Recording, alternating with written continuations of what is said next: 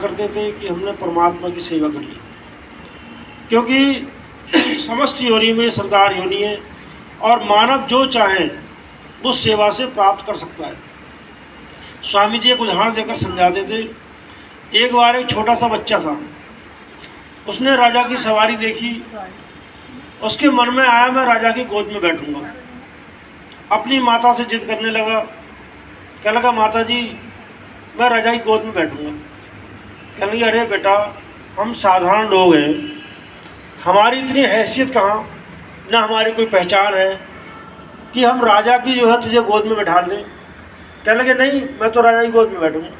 अब सवारी निकल गई, बहुत ज़ोर ज़ोर से वो रोने लगा, बड़ा परेशान। माता कह रही है मैं क्या करूं, इसे कैसे गोद में बिठा लूं। पूरी रात रोता रहा, सुबह हुई फिर भी रोवे। कहने लगा मैं तो राजा की गोद में बैठूंगा।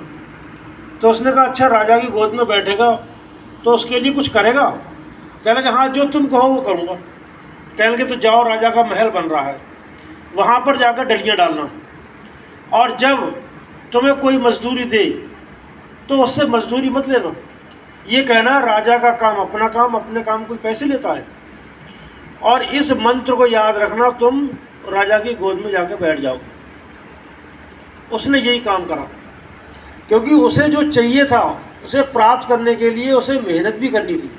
वो मेहनत से पीछे नहीं था। कई बार हम क्या करते हैं, हमें चाहिए तो बहुत कुछ, लेकिन हमसे उसे करने के लिए कहा जाए कि तुम ऐसे करो तुम्हें मिल जाएगा, तो मन नहीं करता। हम चाहते हैं बिना करे कुछ मिले, लेकिन वो बच्चा ऐसा नहीं था।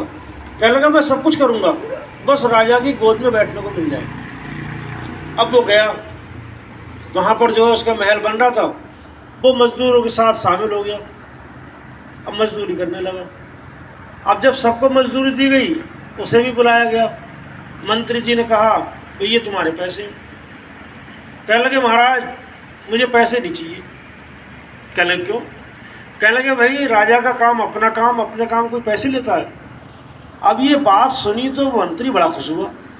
कहने लगा भाई सब तो पैसे के लिए काम करते हैं, और ये एक बच्चा है वो अब राजा के काम को अपना काम मानता है और बड़ी मेहनत से वो सेवा करता था। दिन भर डलियाँ डालना, लोग देखते थे कि मजदूर अगर एक चक्कर लगा रहा है तो वो 4 चक्कर लगा रहा है। क्यों? उसे लगन लगी थी। उसे ये मालूम था यही एक वो माध्यम है जिससे मैं राजा की गोद में बैठ सकता हूँ। वो मजदूरी के उद्देश्य से नहीं वहाँ पे काम कर रहा था, उसका उद्देश्य था राजा की गोद में बैठना। और अपनी माता पर उसे भरोसा था कि मेरी माता ने जो कहा है तो वो सत्य ही कहा है, इसलिए बड़ी मेहनत करता था।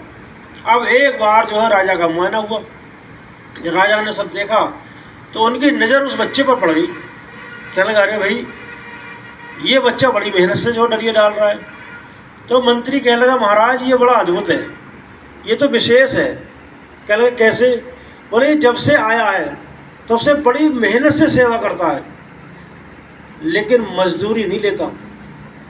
मैंने कई बार प्रयास किया इसे मजदूरी देने को, तो ये कहता है राजा का काम अपना काम, अपने काम कोई पैसे लेता है। अब राजा ने जब ये बात सुनी बड़ा खुश हुआ। अरे बोले बुला के लाओ उस बच्चे को। बुला के लाए और उस बच्चे को अपने हाथ से उठाया और गोद में बिठा लिया। कहने लगा बेटा ये पैसे क्यों नहीं लेते हो, मजदूरी क्यों नहीं लेते हो? भाई सब मजदूरी लेते हो तो तुम भी लिया करो।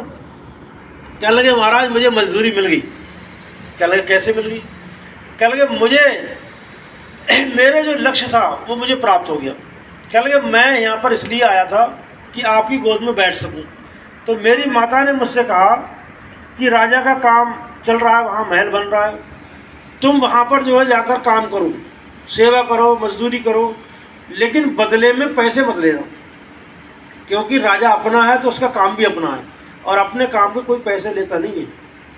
बड़ा खुश हुआ। कहने लगा तुम्हारी माता में कितने बड़े संस्कार हुए थे, उसने ऐसे संस्कार वहाँ बच्चे को बनाया। अब उसने कहा कि तो हमारे साथ महल में चलो। महल में ले गए, वहाँ भी बड़ी सेवा करता था वो तन मन धन से।